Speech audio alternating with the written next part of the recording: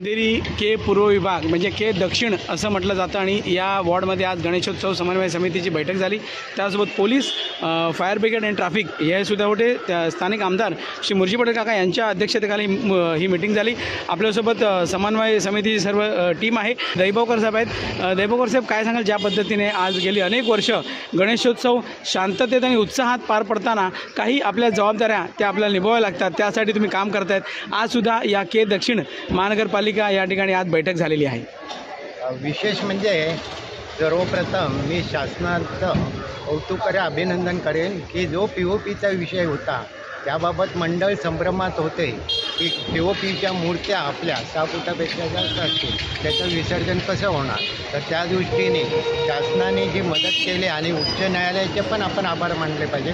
त्यांनी पण आपल्याला जे काय इंटरिम ऑर्डर दिले त्या अनुषंगाने यंदाचे हे आपले विसर्जन हे व्यवस्थित होणार आहे। आता काय झालेलं आहे, गेली 44 वर्ष समन्वय समिती मुंबईत पोलीस डिपार्टमेंट असतील, ते ट्रॅफिक डिपार्टमेंट, महापालिका व अन्य संबंधित यांच्याबरोबर समन्वय साधून हा उत्सव योग्य प्रकारे कसं साजरा करता येईल त्या दृष्टीने समन्वय समिती प्रत्येक वॉर्डात बैठक घेते। आज एक पूर्वमध्ये जी बैठक झाली त्याच्यात आमदार आपले मुर्जी पटेल हे हजर होते आणि इतर आपले अधिकारी होते। आणि आपल्या ज्या काय नेहमीचे असतात खड्ड्यापासून ते आपले मंडप वगैरे याचे जे काही विषय असतात त्या विषयाबाबत चर्चा झाली।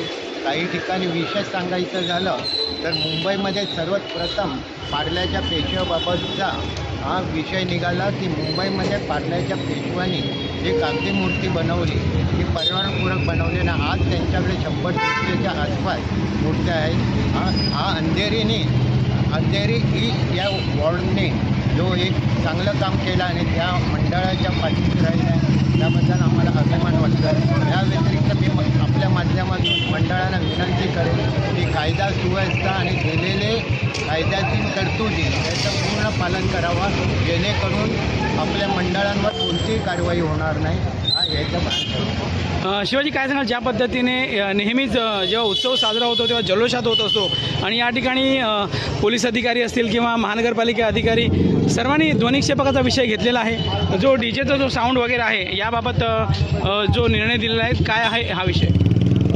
पहिले तर हा पोलिसांचा विषय नाही आहे, हा उच्च न्यायालयाने जो निर्णय दिलेला आहे त्याच्यावर डिपेंड आहे। तो जो 45 डेसिबल आणि 55 डेसिबल, जर तुम्ही त्या डेसिबलमध्ये जर तुमचं योग्य पद्धतीने ते ध्वनिक्षेपक वापरत असाल तर त्याचा कुठलाही तुमच्यावर कायदेशीर गुन्हा होणार नाही। पण त्याच्यावर डेसिबल गेला तर तुमच्यावर कायदेशीर गुन्हा होऊ शकतो, हे आजच्या बैठकीत पोलीस प्रशासनाकडनं पण सांगण्यात आलं।